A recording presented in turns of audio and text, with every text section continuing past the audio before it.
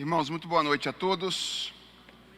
Estamos chegando ao final do nosso tempo de exposições. Esta é a última vez que eu vos falo durante esse tempo de estância. E eu gostaria de manifestar publicamente a minha gratidão, em primeiro lugar, aos meus irmãos do Ministério Palavra da Vida, pelo convite que me foi feito para estar aqui durante esse tempo. É sempre uma grande alegria para mim e para minha família poder desfrutar desse tempo. É um tempo de refrigério para nós, para o nosso coração.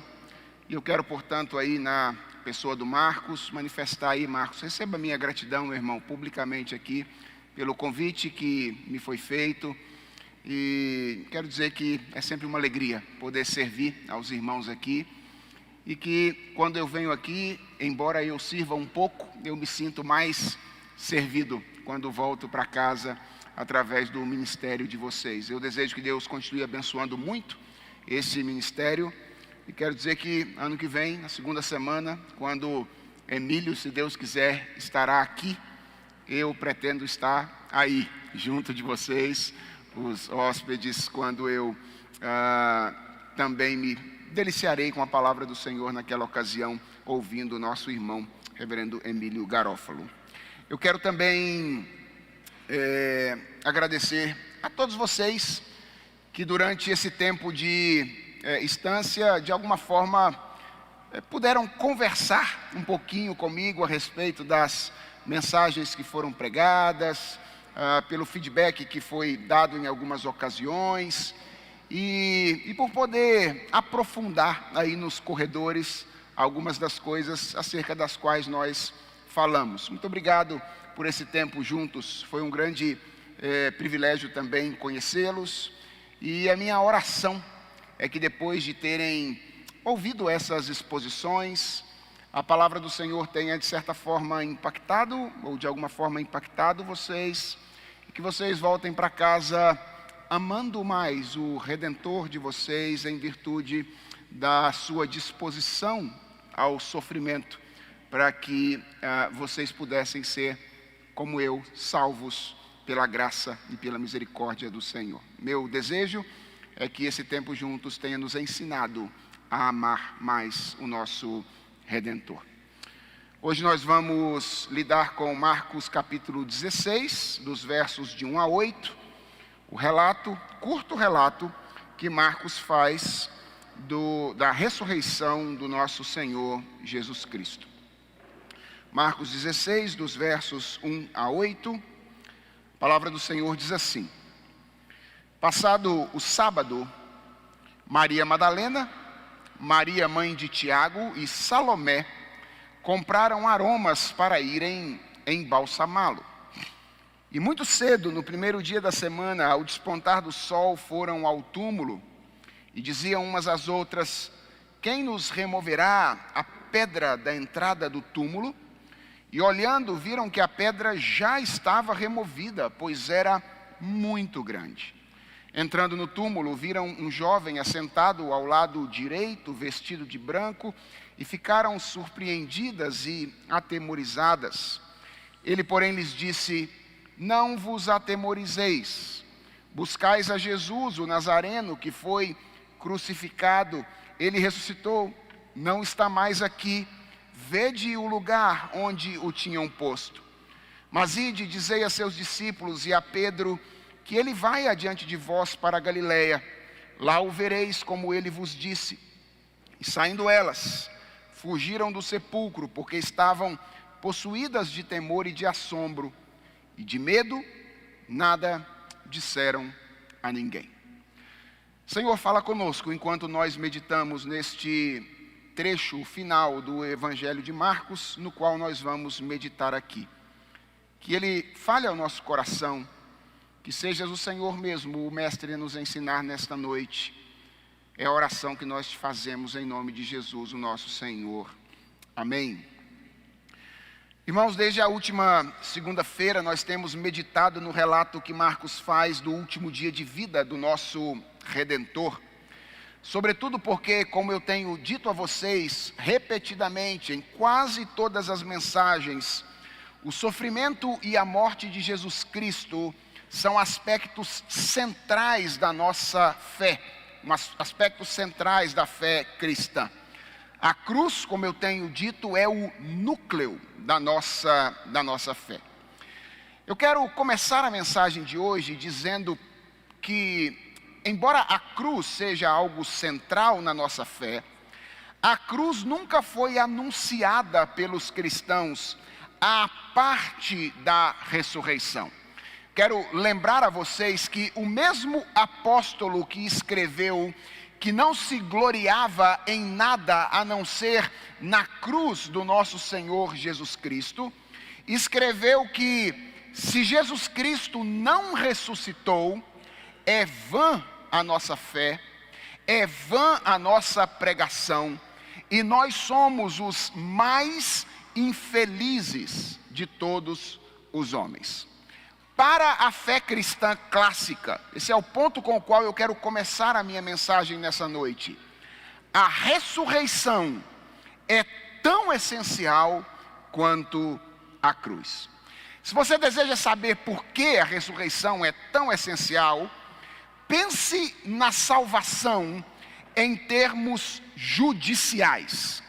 Os autores do Novo Testamento, especialmente o apóstolo Paulo, eles usam frequentemente essa imagem, a imagem de um tribunal, para se referir à nossa salvação. Nesse tribunal, a cruz, ou o sofrimento e a morte de Jesus Cristo é o pagamento que a justiça de Deus exigia para que o pecador fosse justificado. E o que é a ressurreição? A ressurreição de Jesus é a confirmação de que o pagamento foi recebido e aceito. Quando ao terceiro dia, Deus o Pai levantou o seu Filho das garras da morte, Ele estava declarando publicamente que a sua ira havia sido satisfeita. Se a morte é o castigo que os nossos pecados mereciam, a ressurreição é a confirmação de que Deus o Pai recebeu e aceitou o sacrifício feito por Jesus Cristo, o seu Filho. Os 4 evangelhos relatam a ressurreição. Eu quero que você oportunamente leia o relato que esses 4 evangelhos fazem, e você vai perceber algo que é absolutamente curioso. É que nenhum deles relata de fato o momento da ressurreição. Como foi que Jesus voltou à vida? O que aconteceu com o corpo de Jesus quando isso aconteceu? Será que algum sinal sobrenatural acompanhou aquele momento específico da ressurreição? O fato é, irmãos, que nós não sabemos. Aprove ao Senhor que a maneira como o nosso Senhor Jesus Cristo ressuscitou permanecesse sendo um mistério.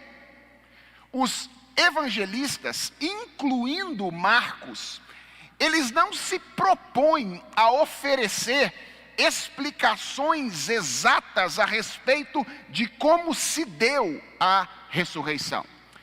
O que eles se propõem a fazer é revelar-nos o entorno da ressurreição e convencer-nos de que ela de fato aconteceu. Parece que na mentalidade dos evangelistas, a coisa mais importante não é tanto compreender como Jesus Cristo ressuscitou. A coisa mais importante é ter a convicção, é ter a certeza de que aquele que foi tragado pela morte por ocasião da sexta-feira, levantou-se das garras da morte no domingo. Eu creio que uma das razões para isso é que desde muito cedo, irmãos, a doutrina da ressurreição esteve sob ataque. Aliás, uma das doutrinas cristãs mais atacadas ao longo da história é a doutrina da ressurreição. Ainda no primeiro século, seguindo aquele argumento que os sacerdotes e os fariseus apresentaram a Pilatos, quando eles foram a Pilatos pedir que ele lacrasse o túmulo de Jesus Cristo, alguns opositores da fé afirmavam que a ressurreição de Jesus não passava de uma invenção dos discípulos. Eles diziam que os discípulos teriam, conforme os sacerdotes e os fariseus disseram, roubado o corpo de Jesus Cristo e então inventado por benefício próprio a história da ressurreição. Com o passar do tempo, outros argumentos foram levantados contra a ressurreição de Jesus Cristo. Por exemplo, um argumento muito comum é o argumento de que, na verdade, Jesus Cristo não morreu. Na verdade, ele teria experimentado uma espécie de catalepsia, um estado de inércia física que pode ser confundido com a morte. E o que nós chamamos de ressurreição seria, então, na verdade, o momento em que Jesus acordou dessa espécie de enfermidade. Esse é um argumento comum contra a ressurreição de Jesus. Um outro argumento é o argumento de que, de fato, houve uma ressurreição, mas não foi uma ressurreição literal. O que nós chamamos de ressurreição, dizem esses opositores, foi na verdade uma mudança, uma transformação na condição existencial dos discípulos. Ou seja, dizem eles, Jesus ressuscitou não literalmente. Jesus ressuscitou no sentido de que o coração dos discípulos foi reanimado e eles se sentiram estimulados a dar continuidade àquela obra que Jesus tinha começado. E da mesma forma, dizem essas pessoas, Jesus continua ressuscitando no coração de todos aqueles que o recebem em arrependimento e fé. Parece bonitinho, né? Parece. Heresia costuma parecer bonitinho de vez em quando. Em certa medida, irmãos, o que o relato dos evangelhos faz é asseverar o fato da ressurreição. Essa é a preocupação dos evangelhos. Eles querem asseverar o fato da ressurreição. E eles querem mostrar, de alguma forma, a improcedência de argumentos como esses que eu acabei de levantar aqui. É o caso do relato de Marcos. E o esforço de Marcos neste breve relato é basicamente um esforço duplo. Em primeiro lugar, Marcos deseja mostrar para nós, ao escrever essas palavras, que a ressurreição não é um conto fictício. A ressurreição é um fato histórico. Deixa eu mostrar como Marcos faz isso. Reparem que, assim como o relato que Marcos faz da crucificação de Jesus, o relato que ele faz da ressurreição começa cheio de indicadores espaço-temporais. Você percebeu isso? O texto começa dizendo assim: passado o sábado, Maria Madalena, Maria mãe de Tiago e Salomé compraram aromas para irem embalsamá-lo e, muito cedo, no primeiro dia da semana, ao despontar do sol, parece até chato, né? Repetitivo, não é? Muito cedo, no primeiro dia da semana, ao despontar do sol, foram ao túmulo onde Jesus estava. Marcos inicia o texto, enchendo o texto de indicativos espaço-temporais. Qual é a finalidade disso? Ele quer que nós saibamos que ele não está relatando um fato fictício ou uma história fictícia. Ele está relatando um fato que teve lugar no tempo e no espaço. Vejam, em segundo lugar, que Marcos relata a ressurreição como um evento testemunhado. E é digno de nota que as testemunhas sejam mencionadas por Marcos aqui nominalmente, de forma a permitir uma indicação precisa de quem eram elas.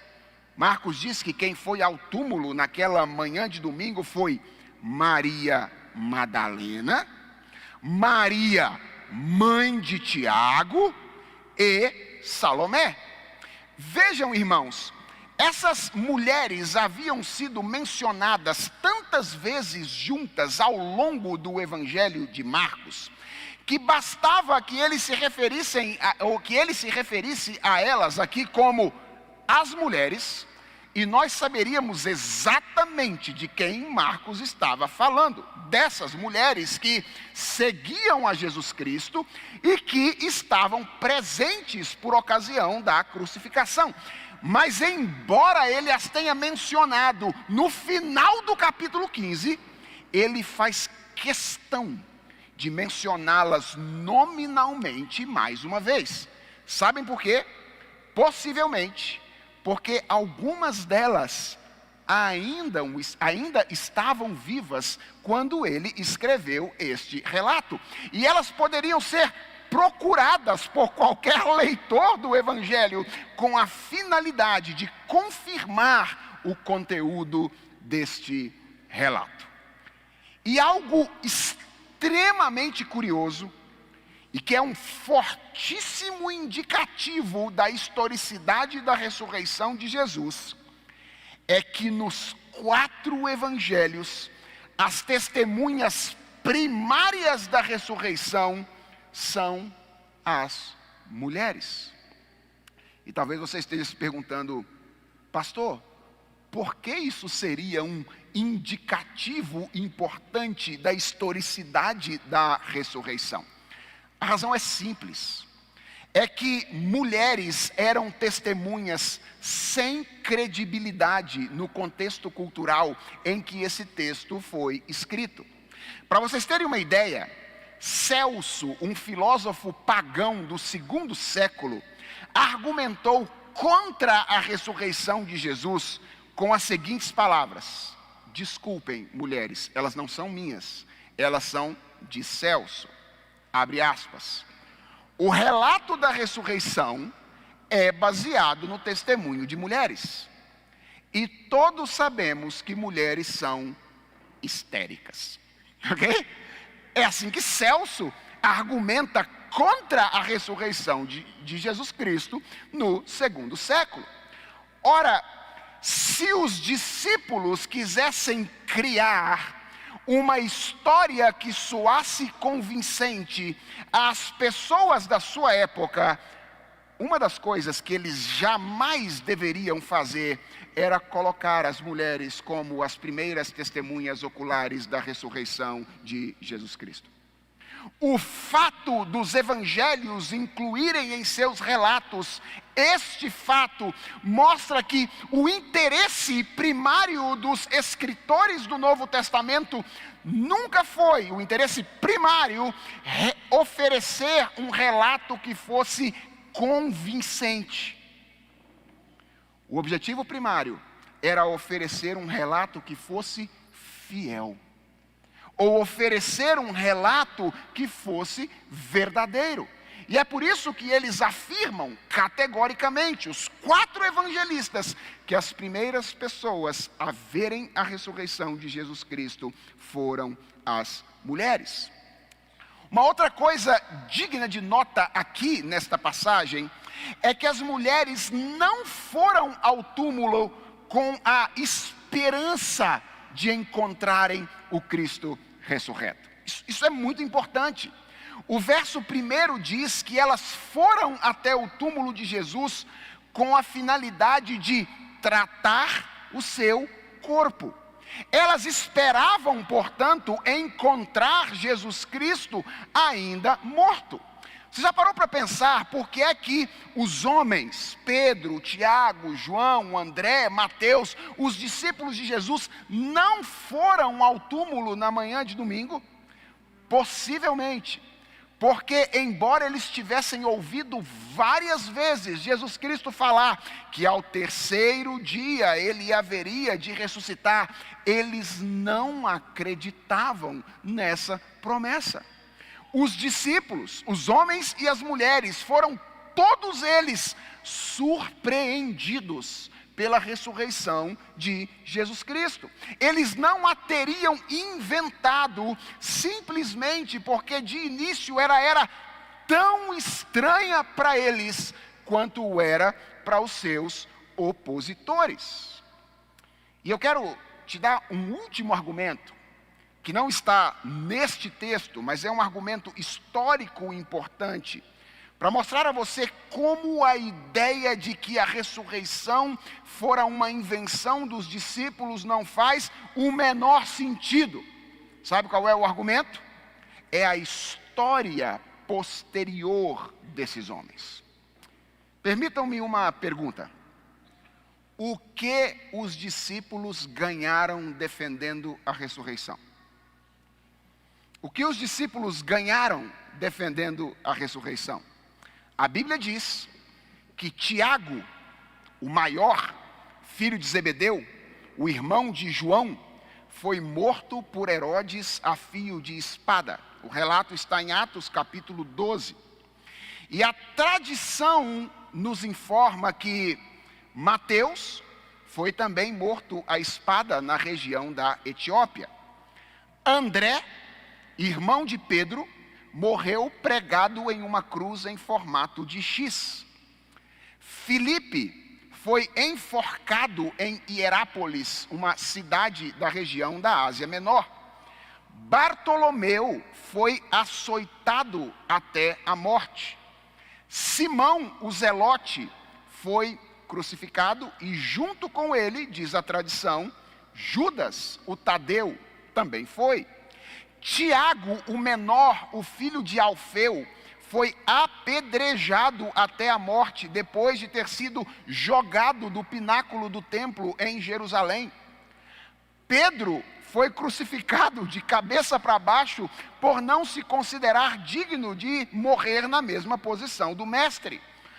Tomé foi martirizado na região da Índia ainda no século I. E João, o filho de Zebedeu, irmão de Tiago, foi o único que morreu um pouco mais naturalmente, embora exilado na ilha de Patmos. A pergunta é, se os discípulos inventaram a história da ressurreição com a finalidade de, através dela, conseguir algum tipo de benefício, os discípulos foram os piores inventores que nós conhecemos ao longo da história, porque a história que eles criaram levou um por um deles ao martírio em virtude da defesa do fato que eles defenderam ao criar esta história. Junto com os indicadores espaço-temporais que nós temos aqui, com a menção nominal às testemunhas, com o fato delas serem mulheres, com a incredulidade inicial dos discípulos, o martírio desses homens é uma evidência da história da ressurreição. Ao escrever esse relato, a primeira coisa que Marcos deseja que nós saibamos é que Jesus Cristo ressuscitou. Isto é verdade. Isto aconteceu no tempo e no espaço.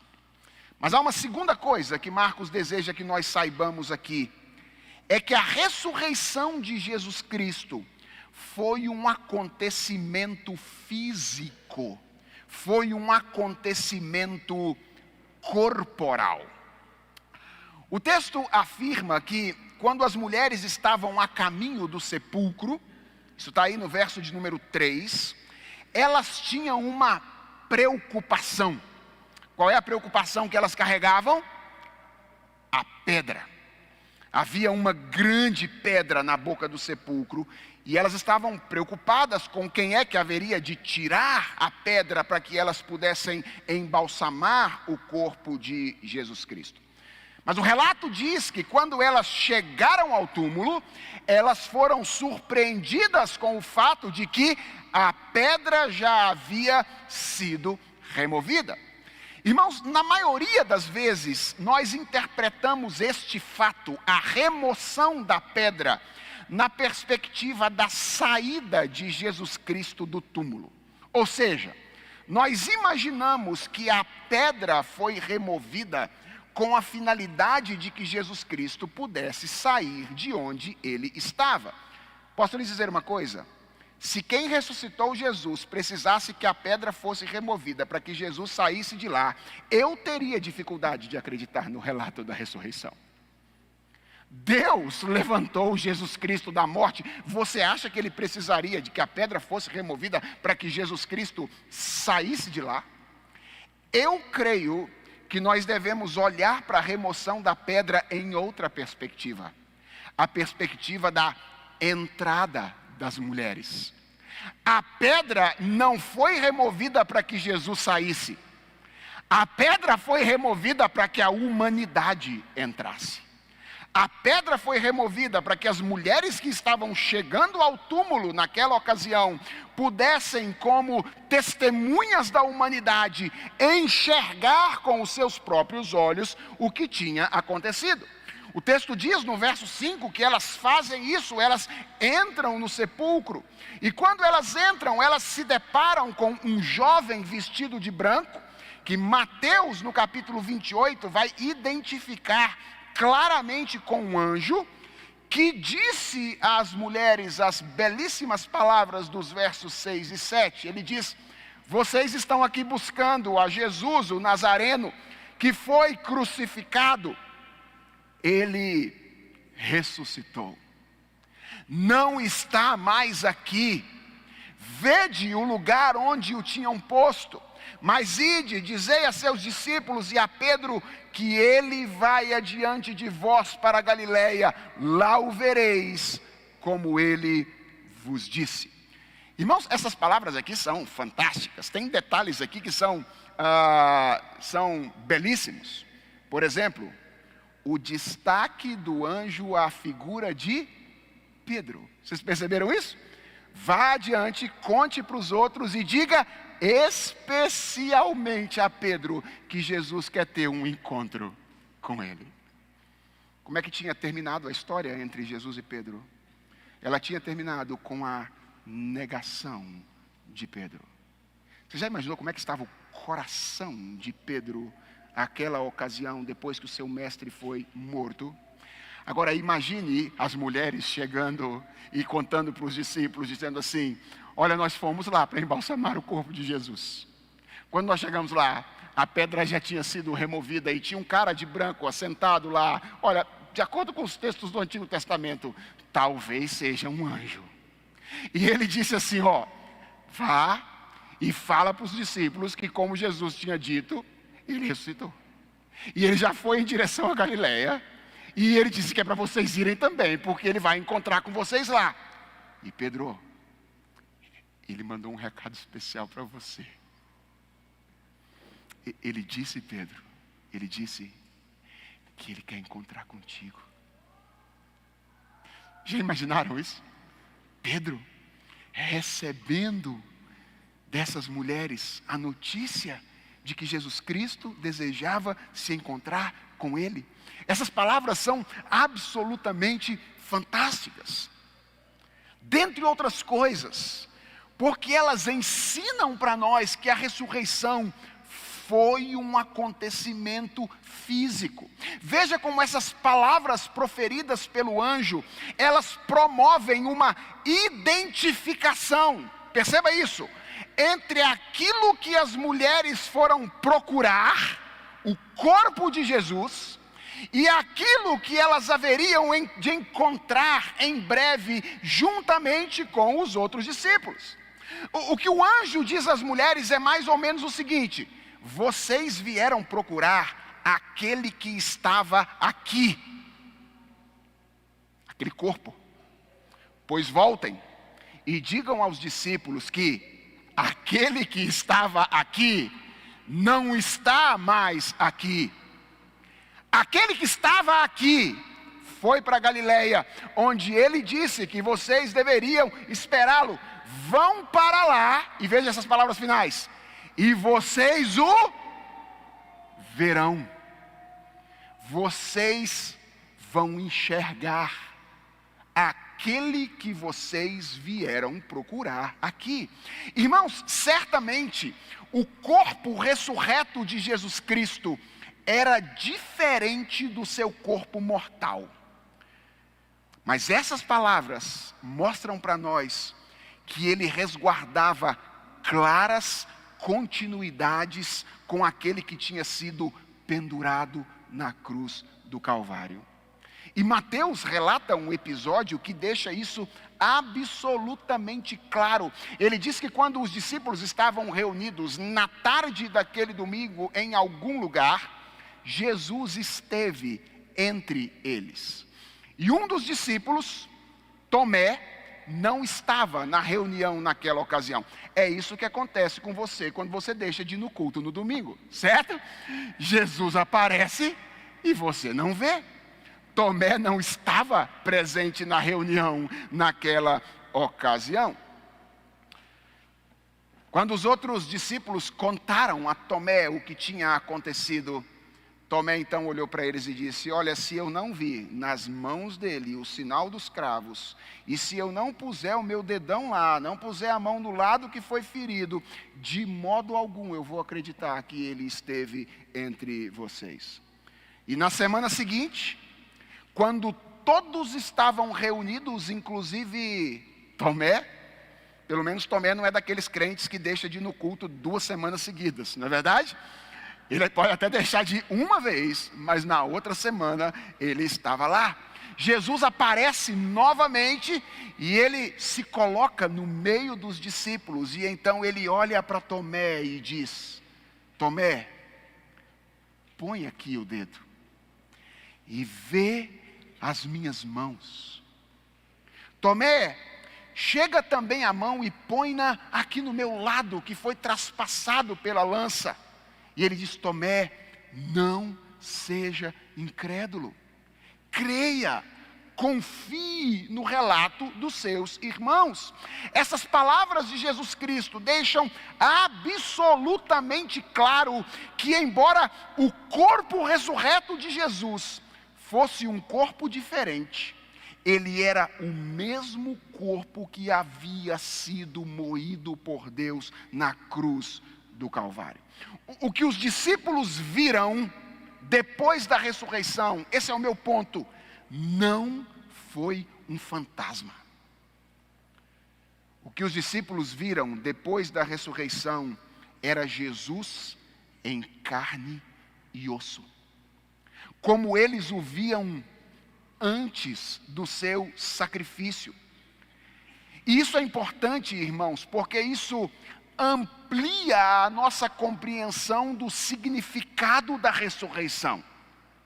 Se por um lado a ressurreição é a confirmação de que o pagamento pelos nossos pecados foi recebido e aceito, e agora nenhuma condenação há para aqueles que estão em Cristo Jesus, por outro lado, a ressurreição é, atenção a isso, a inauguração do início de uma nova era, um novo tempo, uma nova realidade, uma era na qual a boa criação de Deus estará completamente, de uma vez por todas, livre das consequências da queda em pecado. Sabe aquilo que nós chamamos de admirável mundo novo? Sabe aquilo que a MPB canta em verso e prosa? Vivemos esperando dias melhores. Pois bem, a ressurreição é o início desses dias. Quando Jesus Cristo ressuscitou, uma nova realidade estava vindo à existência. Uma nova criação estava sendo inaugurada por Deus. Essa era já começou.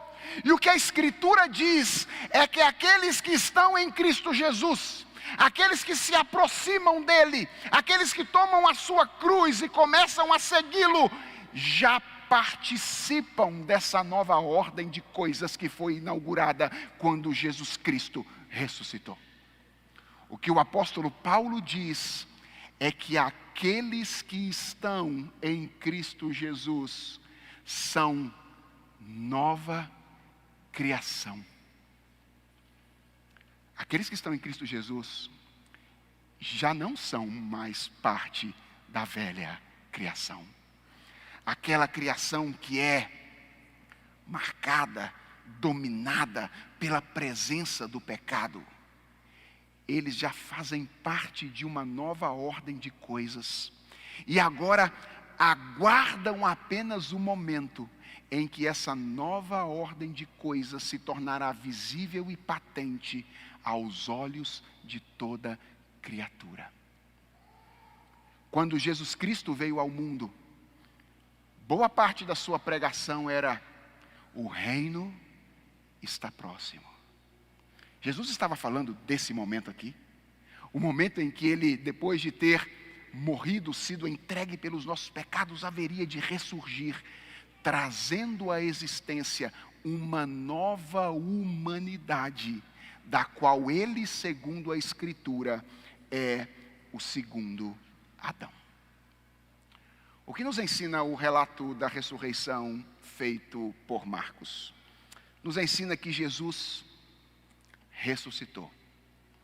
Irmãos, isso não é uma invenção. Isso não é história da carochinha. Isso não é meramente uma verdade existencial. A ressurreição de Jesus é um acontecimento histórico que traz à existência uma nova realidade. Isso faz com que a ressurreição seja, ou a ressurreição, que é uma das doutrinas mais questionadas da fé cristã, seja ao mesmo tempo a doutrina que faz do cristianismo a visão de mundo mais consistente que alguém pode experimentar. Se alguém me perguntar: por que você é um cristão? E eu tivesse apenas uma palavra para responder, sabe qual palavra eu usaria? Ressurreição. Ressurreição. A ressurreição oferece segurança de salvação. A ressurreição é a última palavra a respeito da nossa nova condição. Deus, isso é o que a ressurreição diz, se satisfez com a obra realizada por Jesus Cristo em meu lugar. Sabe o que isso significa? Significa que eu não preciso mais viver fazendo algo que torne Deus favorável a mim. Ele já aceitou o sacrifício de Jesus. Significa que eu não preciso viver oferecendo sacrifícios, impondo a mim quaisquer penitências, na expectativa de que Deus me aceite. Significa mais. significa que eu não preciso viver como um hipócrita, escondendo os meus erros, tentando cobrir as minhas imperfeições. Jesus ressuscitou. Quando Jesus ressuscitou, o Pai estava dizendo: eu aceitei esse sacrifício, a minha salvação está garantida por causa da ressurreição do Filho de Deus. É por isso que você pode erguer os olhos aos céus e dizer: eu sou salvo. A sua salvação está garantida. Porque o Filho de Deus que foi punido em seu lugar foi retirado de lá como prova da aceitação daquilo que Deus fez na pessoa de Jesus Cristo. Mas não é só isso não. A ressurreição não apenas me oferece segurança de salvação no futuro. A ressurreição oferece encorajamento para uma vida de constante transformação. Olha, a razão pela qual você não precisa mais viver como um hipócrita, tentando cobrir as suas imperfeições, não é que Deus não se importa com a maneira como você vive. Não é essa a razão. A razão é que Jesus está vivo. E sabe o que Paulo diz em Romanos capítulo 5? Paulo usa uma lógica que é fabulosa escrevendo Romanos capítulo 5. Ele diz assim: se nós fomos beneficiados por Deus, mediante a morte de Jesus Cristo, se quando Jesus Cristo morreu por nós, nós fomos beneficiados por Deus, sendo reconciliados com Ele, imaginem o quanto a vida de Jesus Cristo não pode nos beneficiar. Ou seja, se um Cristo morto nos beneficia, é isso que Paulo está dizendo, imagine um Cristo vivo.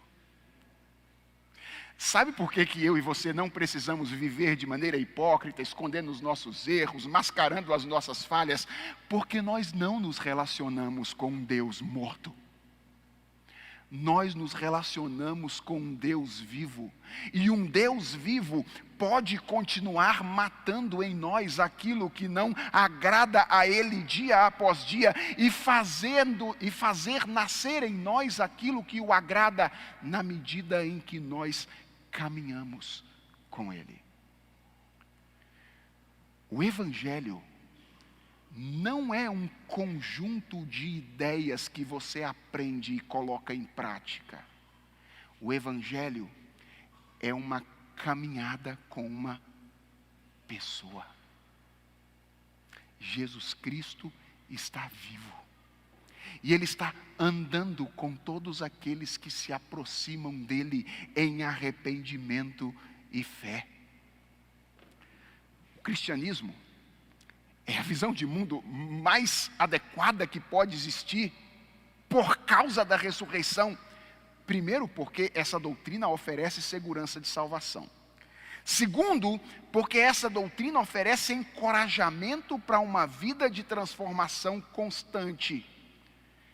E em terceiro lugar, porque essa doutrina oferece segurança para o enfrentamento das dores do mundo.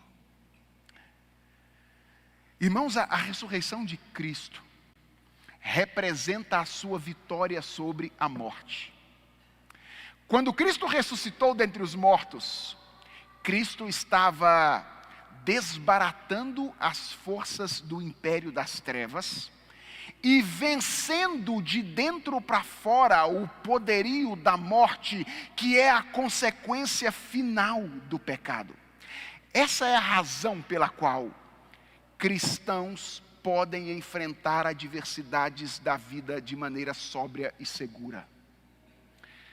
Porque Cristo ressuscitou, preste atenção no que eu vou dizer agora, você não precisa temer a enfermidade. Cristo ressuscitou. Porque Cristo ressuscitou, você não precisa temer a ação de homens maus que podem atentar contra você. Posso dizer uma coisa final a você. Porque Cristo ressuscitou, você não precisa temer a morte. Nem a sua, nem a dos seus entes queridos. Porque, como diz o apóstolo Paulo, Cristo é a primícia dos que dormem. Ou seja, a ressurreição de Jesus foi apenas a primeira de uma multiplicidade de ressurreições que os olhos verão quando Jesus Cristo retornar a esse mundo. Pensa nas pessoas queridas que você perdeu nos últimos anos. Seu pai, sua mãe, um filho, um irmão. Pense nessas pessoas. Às vezes dá a sensação de que a separação foi para sempre, não é verdade? Para quem não crê em Jesus e naquilo que Ele fez, esse sentimento, essa sensação faz todo sentido. Mas para aqueles que leram os evangelhos e acreditam que Jesus ressuscitou, a separação dos nossos entes queridos é apenas um momento. Porque Jesus ressuscitou, nós podemos olhar para qualquer pessoa que está próxima do seu sepultamento e dizer para ela assim: até daqui a pouco. Até breve. A nossa separação não é uma separação para sempre. Porque, embora o nosso Deus tenha sofrido o inferno em nosso lugar e por 3 dias tenha ficado sepultado, ao terceiro dia, de maneira surpreendentemente miraculosa, de um modo que todos nós desconhecemos absolutamente, mas de um modo que nenhum de nós pode negar, porque o relato bíblico é verdadeiro e confiável. Ele ressuscitou e venceu a morte.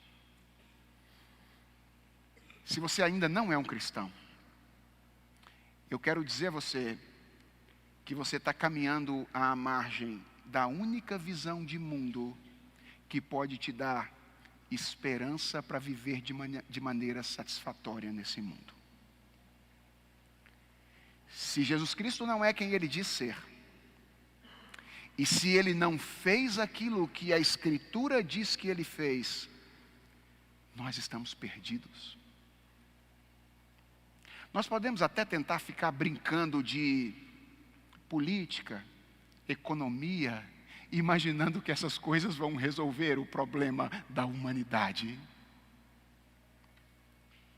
Mas mais cedo ou mais tarde a gente vai descobrir que quanto mais a gente muda de sistema, de partido, de político e etc., as coisas nunca serão resolvidas. Porque a natureza do problema humano é tal que apenas Deus em Cristo pode resolver. Então eu quero terminar essa semana, nesta noite, convidando você, que ainda não se encontrou com Jesus, a correr para os braços do único que pode te dar esperança. Deposita as armas da rebeldia. Para de lutar contra a graça e a misericórdia de Deus. Vem correndo. Ele está de braços abertos para receber todos aqueles que se arrependem e depositam a sua confiança nele. Vamos orar? Senhor, é porque aquela manhã de domingo aconteceu que nós podemos falar contigo.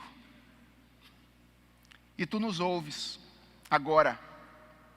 Nós não estamos falando ao vento enquanto nós proferimos essas palavras. Nós estamos falando contigo, com a certeza de que tu nos ouves, porque tu estás aqui.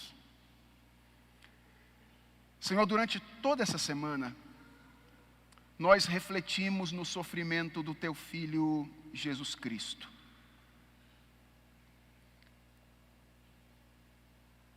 nós compreendemos de alguma forma, ou tentamos entender de alguma forma, tudo aquilo pelo qual Ele precisou passar para que a nossa relação contigo pudesse ser estabelecida. Certamente todo o nosso esforço não foi capaz de compreender em todas as nuances, com toda a complexidade, com perfeição, o suplício do nosso Redentor. Mas, ó Deus, a Tua palavra foi aberta e exposta nesse lugar. E a Tua palavra é o Teu poder para a salvação de todo aquele que crê. Por isso nós queremos pedir ao Senhor, ao terminar essa semana, que Tu queiras encontrar os corações perdidos que ouviram a Tua voz durante esses dias. Com Teu Espírito Santo, quebra os corações. Quebra o coração daqueles que ainda não conhecem ao Senhor. Quebra o coração daqueles que eventualmente conhecem ao Senhor, mas estão com o coração endurecido. E quebra também, Senhor, o coração daqueles que eventualmente estão caminhando contigo com naturalidade, mas que precisam ser transformados de glória em glória à imagem do Teu Filho. Todos nós precisamos que o Senhor tome nas Tuas mãos o nosso coração e o incline para a Tua vontade. E a nossa oração é que Tu nos faças voltar para casa compreendendo ou enxergando melhor a beleza do Deus que temos, do Redentor que temos. Mais do que isso, Senhor, que ao enxergar a beleza do Deus que temos e do Redentor que temos, nós enxerguemos também o poder do Redentor que temos.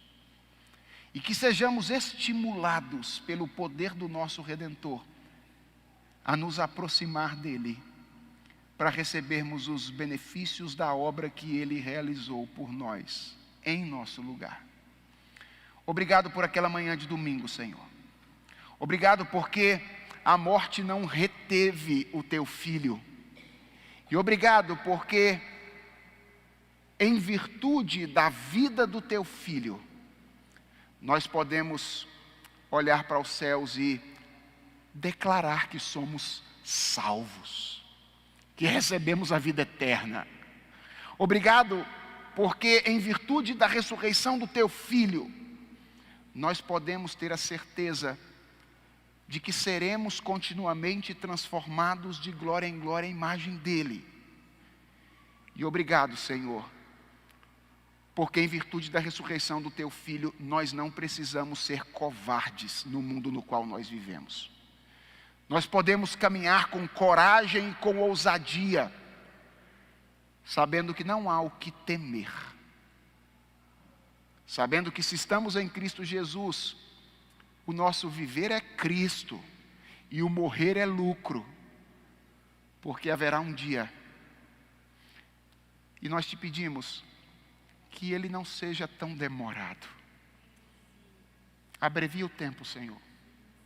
Abrevia o tempo, para que esse dia chegue logo, em que o reinado do Teu Filho Jesus Cristo haverá de estar patente diante dos olhos de todas as pessoas.